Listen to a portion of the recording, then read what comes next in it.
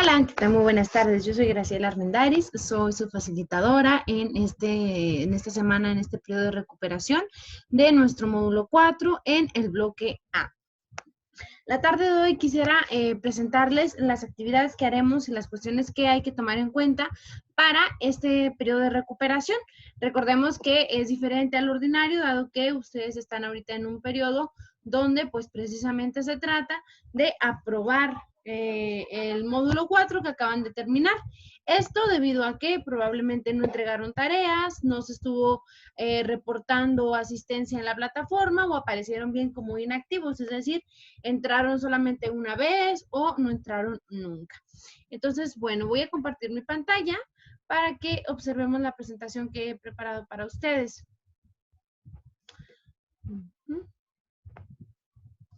Muy bien, en esta presentación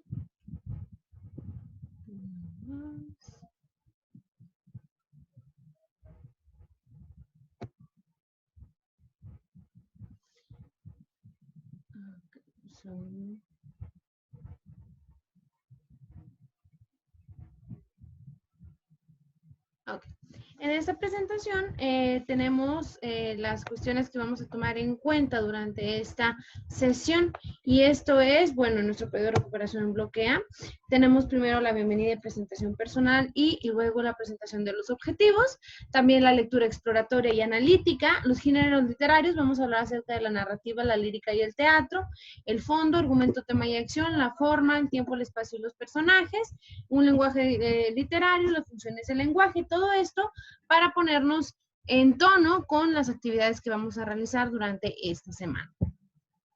Luego vamos a revisar las actividades integradoras, que la actividad integradora número 1 se llama analizar textos, y para comprender mejor vamos a hablar un poquito acerca de los personajes que se nos cuestiona en ella, que son Sor Juana Inés de la Cruz, Juan Ruiz de Alarcón y Rubén Darío. Vamos a platicar un poco sobre su vida y obra. Luego vamos a platicar sobre la actividad integradora número 2, que tiene por título Textos literarios, lenguaje y expresión humana.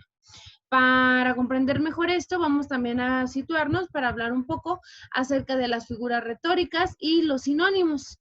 Luego vamos a revisar las actividades socioemocionales y los cuestionarios y hablaremos sobre la participación en el foro de la actividad integradora número 6 de la semana 3. Por aquí tengo este errorcito y vamos a dar un espacio para preguntas y respuestas. Muy bien, bueno, pues yo soy Graciela Armendáriz, yo los estoy saludando desde Ciudad Juárez, Chihuahua. Yo soy licenciada en Ciencias de la Comunicación y cuento con 2 maestrías, una en Educación de nivel medio superior y otra en Estudios Literarios. Pero bueno, me he dedicado la mayor parte de mi vida profesional a ser docente. Llevo un poco más de 9 años como maestra en modalidad presencial y ahora ya estoy por cumplir los 4 años de haberme integrado a prepa en línea. Pues me gustaría mucho escuchar sobre ustedes. He visto por ahí los reportes con nuestro SEME, con nuestra SAC, y parece que hay algo ahí de inactividad, entonces me gustaría mucho que ustedes pues empezaran a escribir mensajes, que empezáramos a intercambiar información para poder abrir los canales de comunicación y hacer lo mejor posible durante estos 10 días de recuperación para que ustedes puedan tener una calificación aprobatoria en su módulo número 4. Bueno, los objetivos de esta sesión son que, pues, explicar los temas de la semana 1 para aclarar el contenido útil y que haga fácil la resolución de las actividades. Vamos a explicar también las actividades integradoras de la semana 1 y aclarar las dudas para precisamente terminar este periodo de recuperación de una manera exitosa.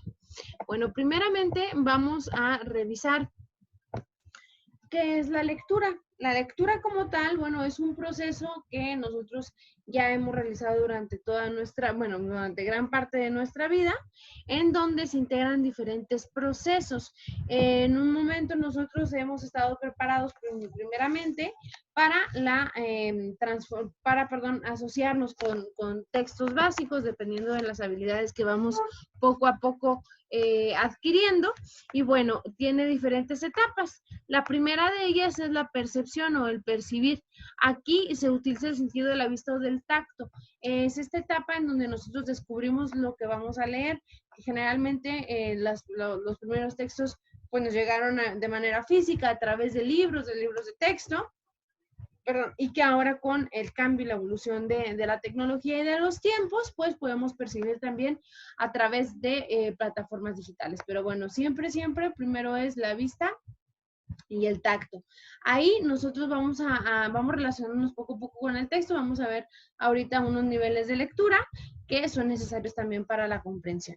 Luego viene una etapa de la interpretación. Aquí es cuando pues, sucede este proceso mental en el que se otorga el sentido a los signos. Vamos nosotros viendo o interpretando, leyendo los signos, pues no nada más de puntuación, sino que también vamos interpretando cuando son títulos, cuando son subtítulos, vamos interpretando también la manera en que el autor nos va acercando a lo que nos quiere manifestar y vamos nosotros haciendo, vamos a pasar a la siguiente etapa que es la comprensión.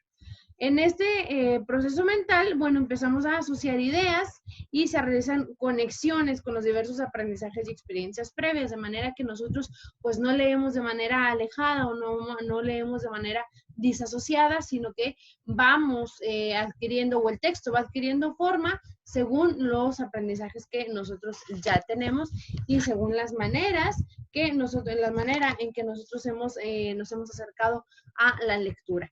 Luego viene finalmente la etapa de la crítica, y aquí es cuando más que un proceso mental se convierte en una etapa actitudinal. Es decir, que ahora a través de estos primeros pasos, nosotros somos capaces, tenemos la habilidad de formarnos o de tomar una posición y de incorporar al aprendizaje lo que es aprovechable de este texto. Es decir, aquí viene pues la parte final, y yo pienso que pues es no creo que sea la más importante, para mí la más importante es la comprensión, sino que la crítica pues viene a ser un nivel alto de el ejercicio de la lectura. Bueno, vamos a ver ahora también nuestro recurso de géneros literarios. Aquí los géneros literarios que vamos a ver nosotros, ustedes pueden observarlos, son con los que vamos a estar trabajando. Por supuesto que hay también textos informativos, texto científico, texto periodístico, pero los que nos interesan son los literarios ahora sí. Los literarios se distinguen de estos dos primeros que les comenté, dada la experiencia creativa, intelectual, mental a la que nos permiten llegar. Y vamos a ver, bueno, hay tres géneros principales, que es la narrativa, la lírica y la dramática. En la narrativa, nosotros vamos a ver o vamos a hablar de la narrativa cuando hablemos de los relatos de ficción. Estos quieren decir cuento o novela, este tipo de cuestiones donde se nos está relatando, ¿sí? Donde se nos está narrando, vaya, una historia. Entonces, aquí vamos a poder establecer relaciones espacio-temporales entre los distintos personajes u objetos a partir de uno o varios puntos de vista narrativos, es decir, dependiendo de cuántos personajes nos hablen, la manera en que los personajes lo hagan y sobre todo si hay también un narrador, que esto es una parte importante para que nosotros descubramos o comprendamos de qué va tratando el texto. Bueno, esta rama literaria da origen a distintos géneros, de los cuales los más comunes son el cuento y la novela, y que a su vez pueden adaptarse a un guión de cine o de otras formas. Voy a compartir también con ustedes.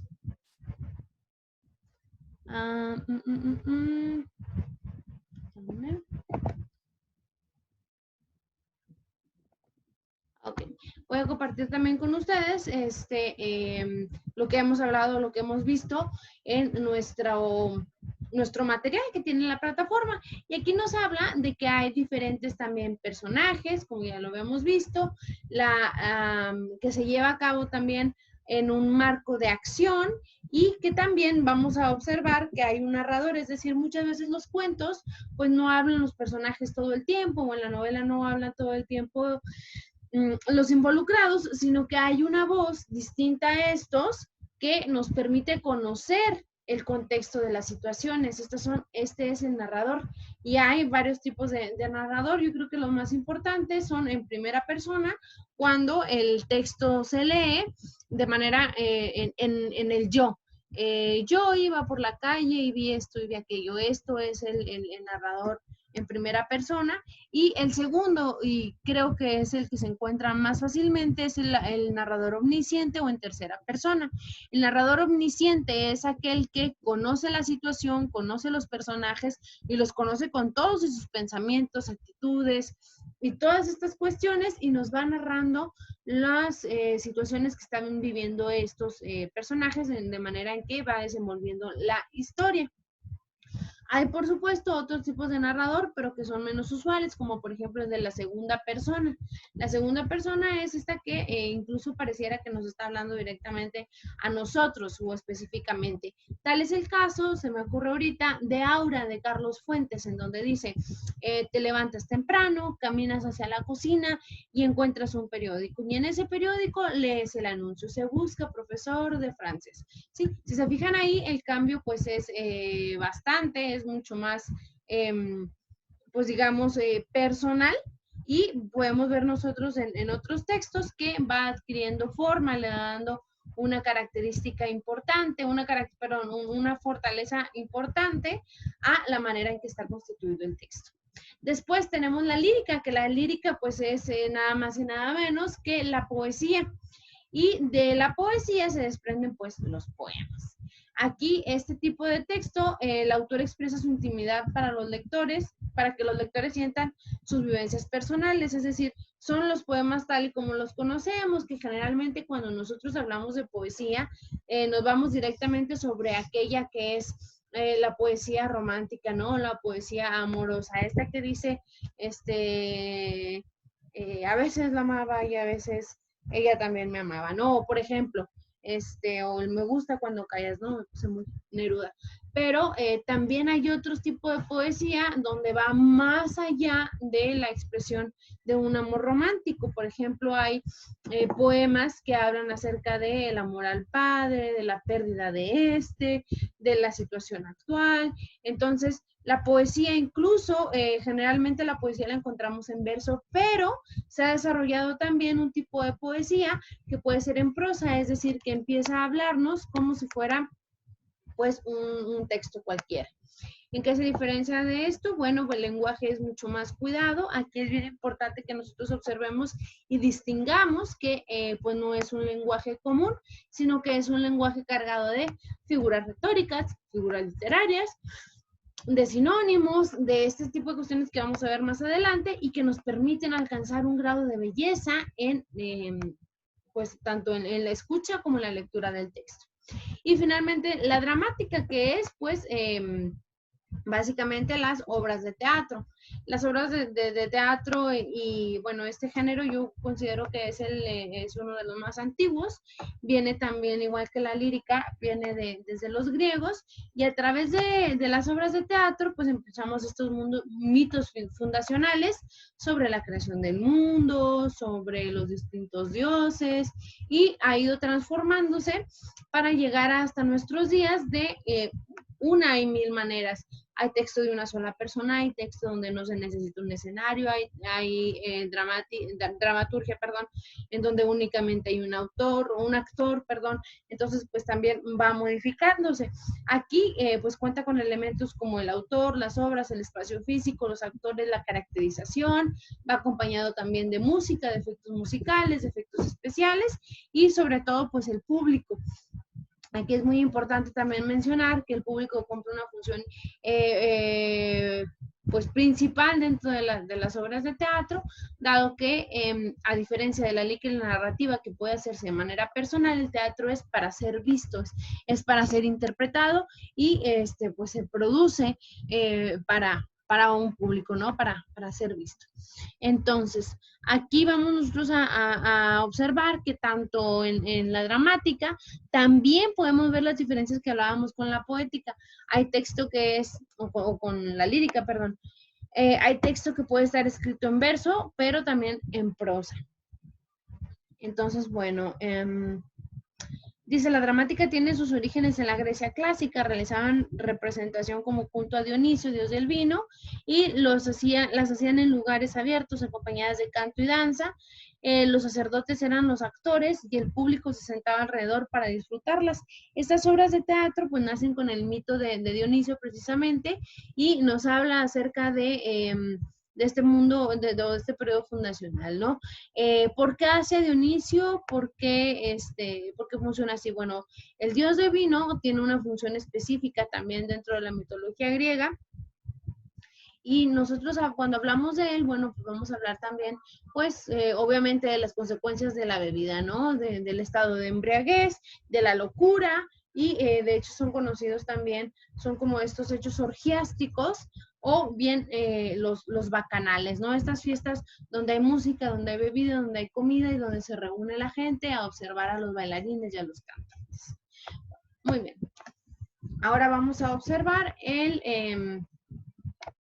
lo que es el fondo y la forma. Para esto habrá que distinguir entre dos cosas, ¿no? El fondo, esto es para un análisis literario, es decir, para que nosotros podamos comprender de mejor manera el texto que estamos leyendo. Por supuesto que hay muchísimos métodos de análisis de textos, pero aquí se nos ofrece de fondo y forma.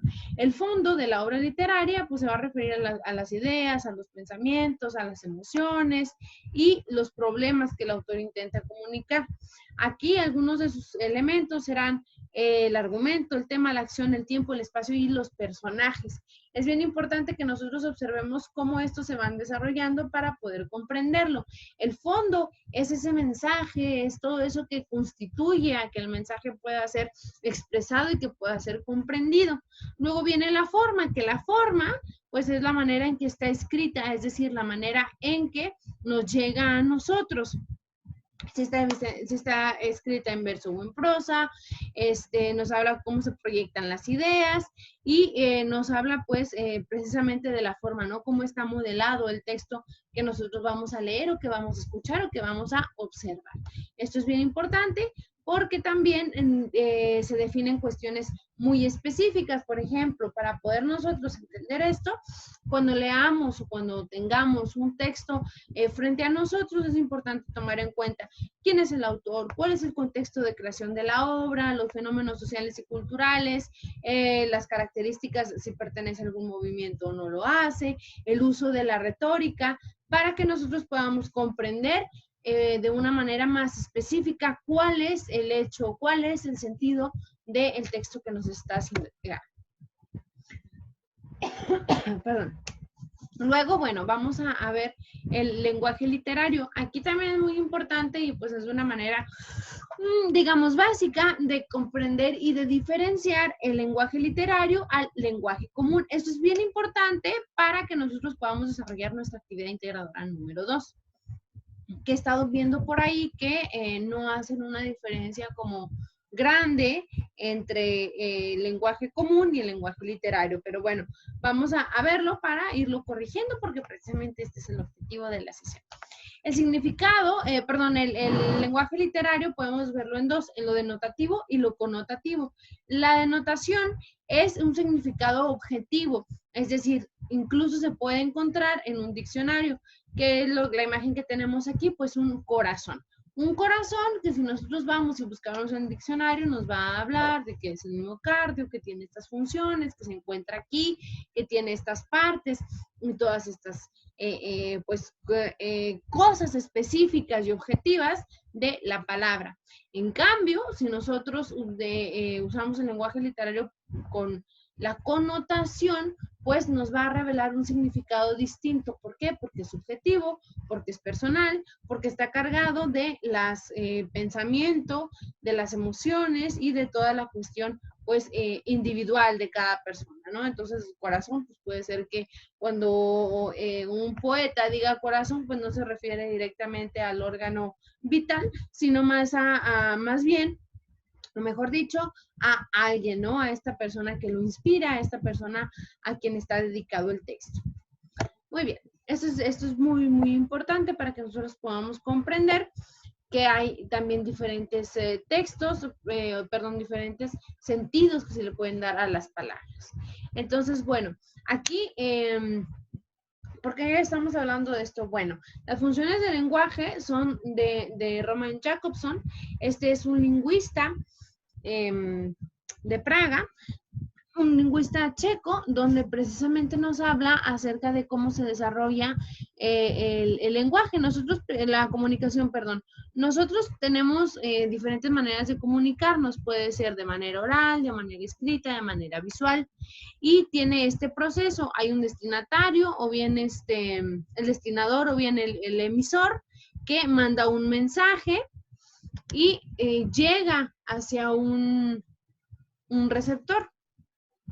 Este es lo primero, ¿no? En esta manera, ya cuando el receptor capta el mensaje y responde, es decir, retroalimenta al emisor, entonces se cumple o el proceso comunicativo. Cuando únicamente hay un mensaje que va de un emisor hacia un receptor y no hay retroalimentación, estamos hablando de información. Por eso es bien importante que se cumpla y se cambien los papeles de emisor a receptor y de receptor a ser emisor para poder ver o notar que realmente se están comunicando. El lenguaje tiene 5 funciones distintas, nos dice Jakobson, 6, perdón, y nos dice que la función emotiva consiste en expresar las emociones, las sensaciones, los estados físicos. Y pues lo dice el emisor. Claro, ¿qué será quien abre el proceso comunicativo? Por ejemplo, me duele el estómago y luego viene la conativa o apelativa, que esa insista a influir en otro para que haga algo. Lo va a hacer o lo va a cumplir el receptor. Por ejemplo, me duele el estómago, bueno, tómate esto, ¿no? Y ahí estamos viendo cómo en un diálogo muy sencillo se cumple el proceso de la comunicación, pero también viene una función poética, que esta es la que altera el lenguaje cotidiano para provocar un efecto en la forma. Esto es bien importante, se presenta sobre todo en los textos literarios y publicitarios. Y va directamente en el mensaje: eres única, eres grande, eres nuestra, ¿sí? Vemos cómo ya no hay un lenguaje coloquial, sino que se busca cuidar y dotar de emociones a esas palabras que nosotros vamos a comunicar, que vamos a hablar.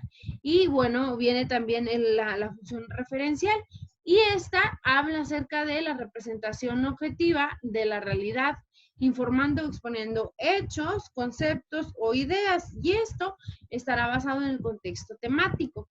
Por ejemplo, la población chilena supera los 15 millones de habitantes. Bueno, ¿a quién le interesa esto? A quien está en ese contexto. Esta función se vuelve bien, bien importante, porque cuando nosotros analicemos un texto y querramos nosotros comprenderlo mejor, lo que les decía, hay que analizar el contexto para poder comprender por qué se decía así, por qué aparecía de esa manera, por qué tomaba estos temas. Luego viene la metalingüística, que es referencia al código mismo. La metalingüística, como su nombre lo dice, meta, el más allá, es, por ejemplo, cuando se hacen preguntas sobre gramática, cómo se dice, por ejemplo, cuáles son los acentos, cuál es el acento prosódico, o dónde lleva acento las palabras esdrújulas, ¿no? Cuando nosotros hablamos del mismo mensaje, del mismo código, perdón, por ejemplo, ahí, ¿no? ¿Qué significa altruista?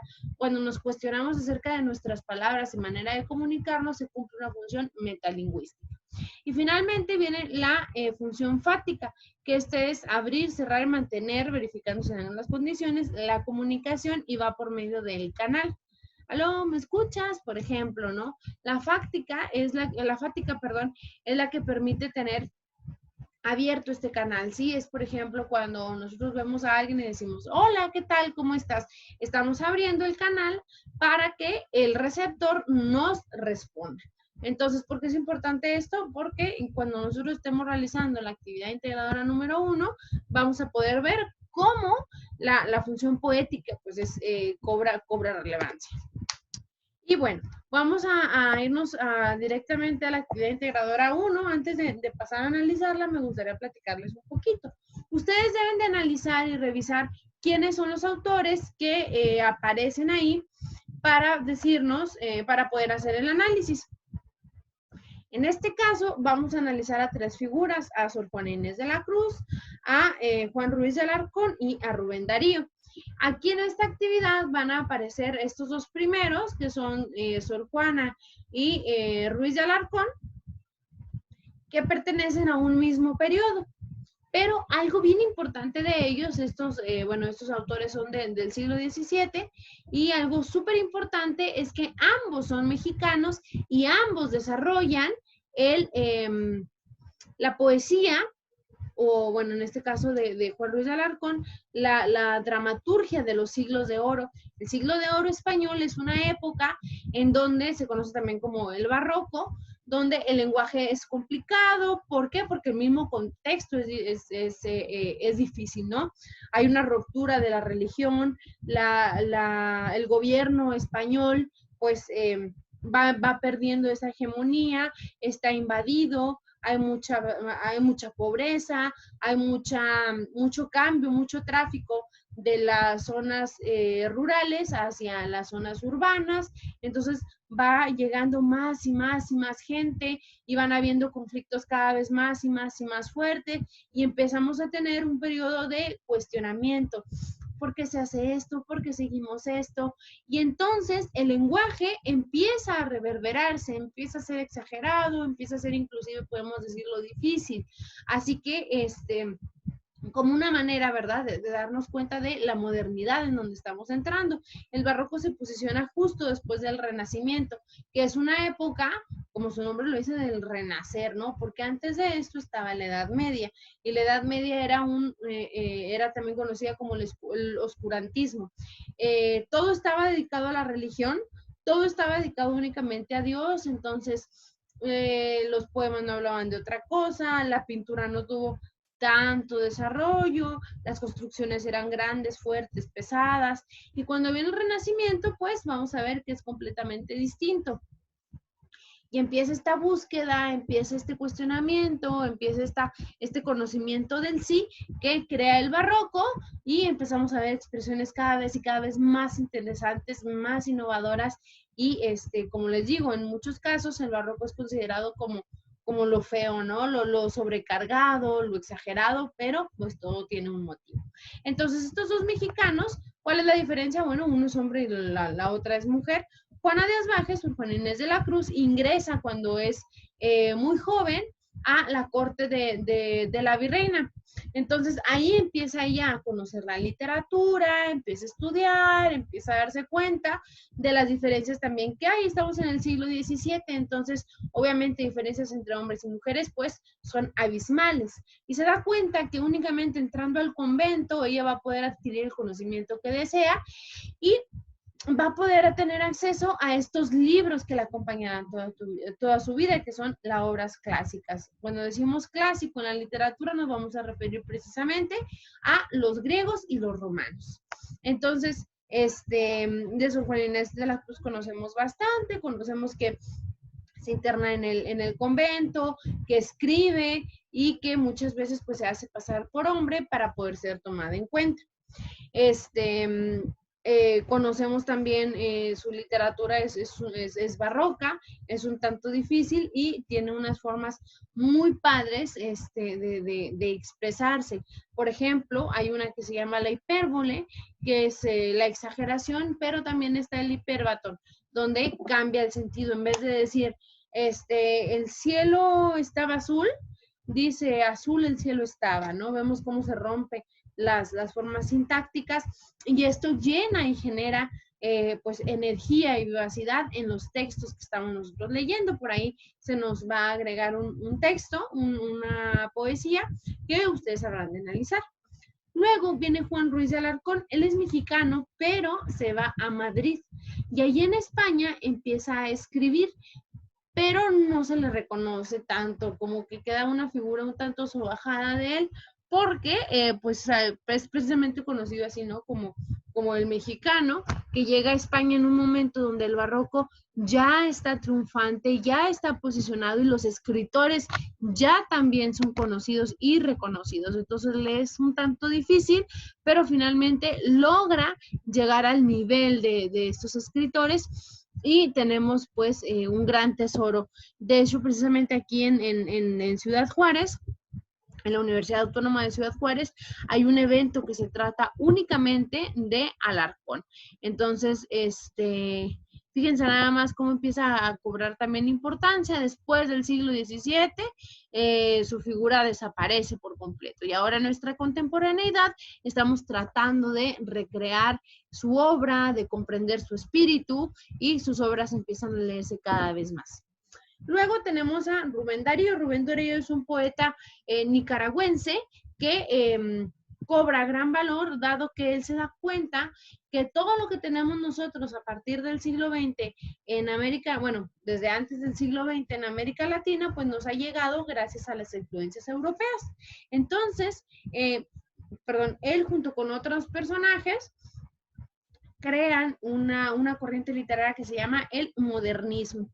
El modernismo es este movimiento en donde se van a dedicar a la recuperación tanto de las formas, de los textos, como de la temática.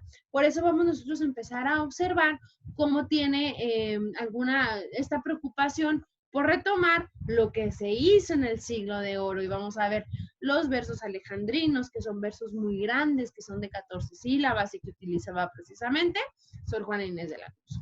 Vamos a empezar a ver también que la temática es todo de belleza. Hay reyes, princesas, cisnes, fantasía, agua, luna. Hay todo un mundo de fantasía, o sea, es posible decirlo así, donde únicamente trata de transmitir la poesía como esta gran belleza, ¿no? Pero también se preocupa mucho por recuperar y por darse cuenta o denunciar también las diferencias en de las clases sociales. Y esto lo vamos a poder ver en el cuentito que se nos adjunta por ahí.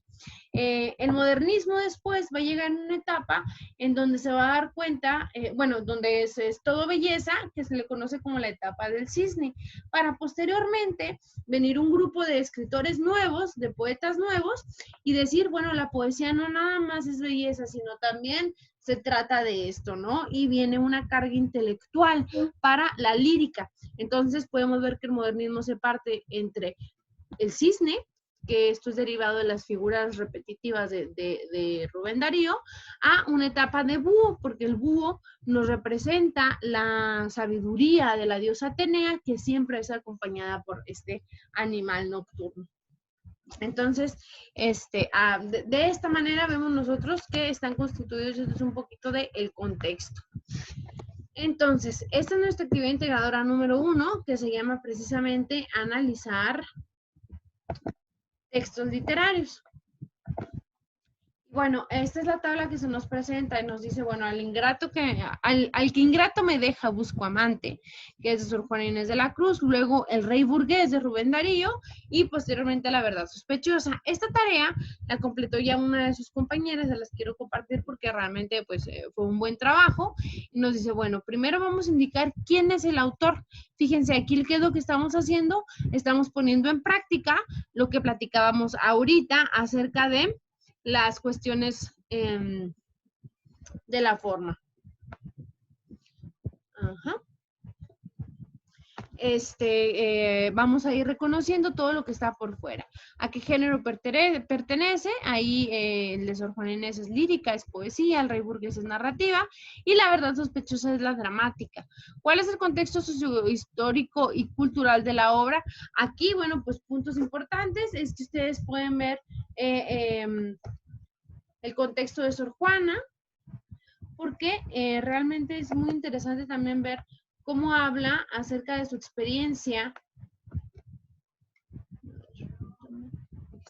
Dentro de su experiencia,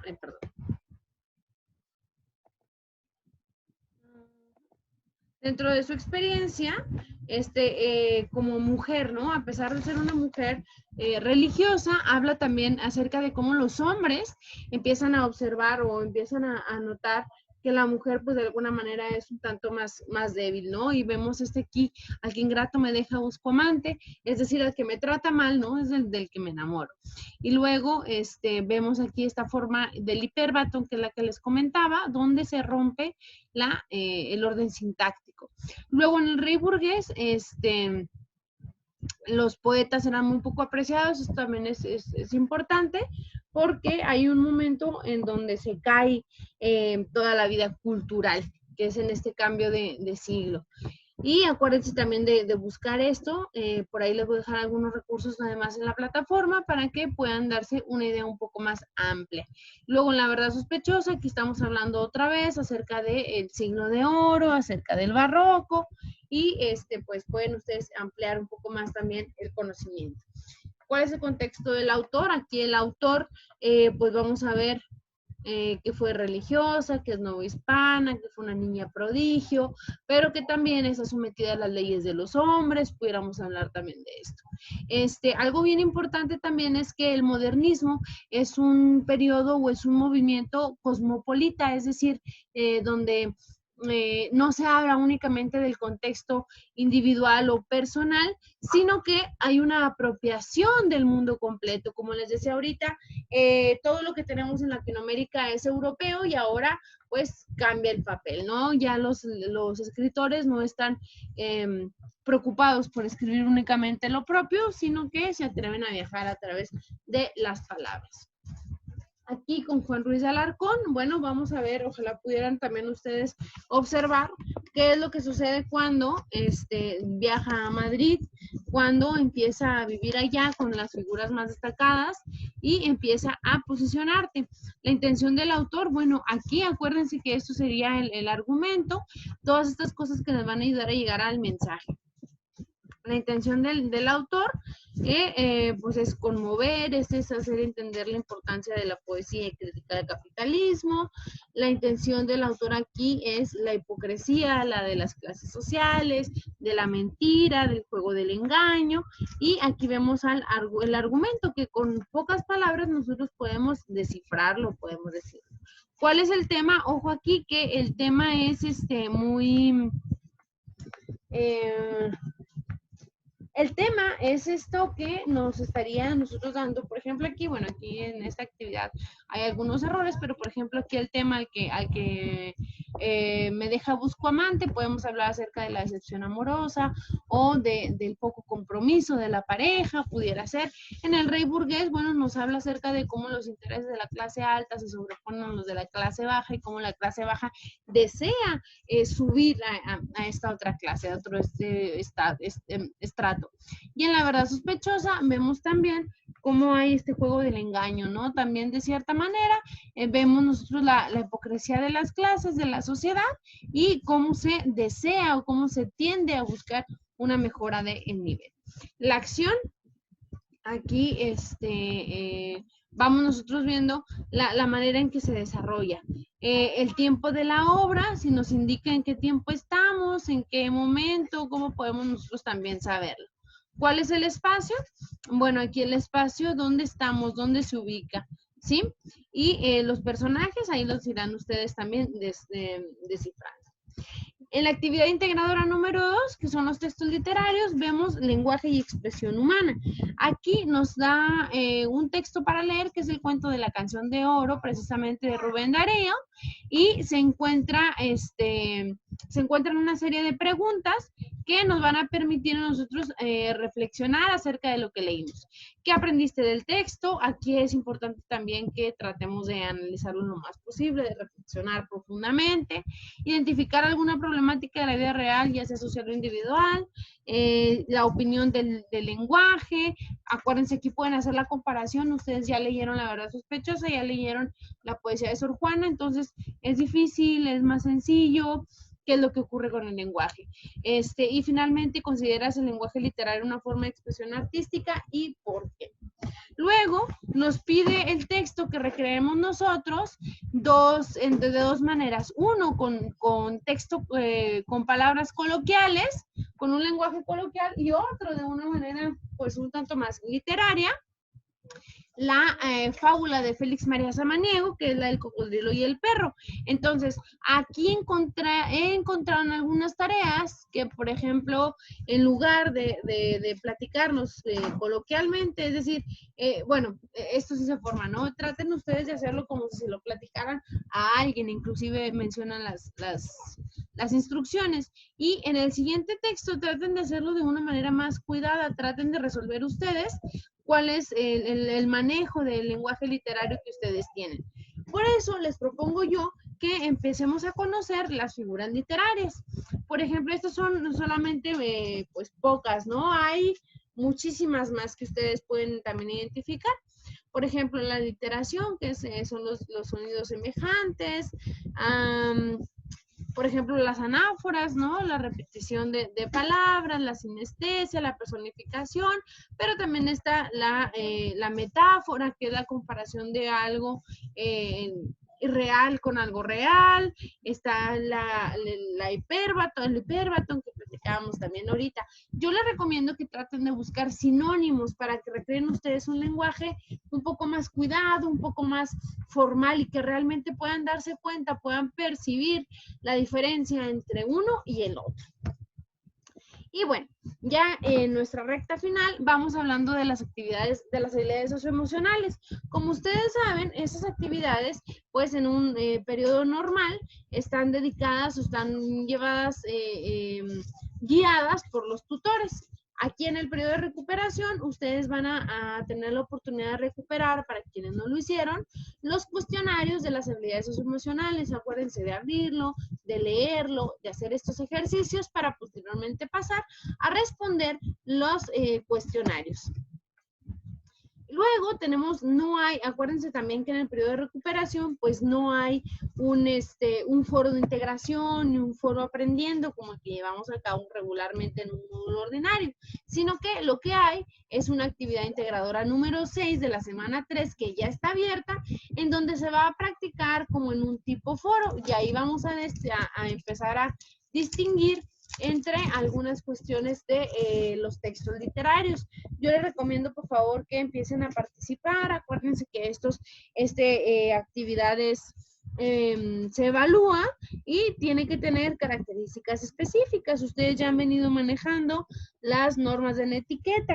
El no escribir solo con mayúsculas, no escribir en rojo, no decir groserías, cuidar la ortografía, todas esas cuestiones que ustedes ya conocen. Bueno, pues llegamos a la parte de preguntas y respuestas. Sin embargo, no hay presencia en la sesión, por lo tanto, pues voy a dejar de compartir la pantalla para otra vez dirigirme a ustedes.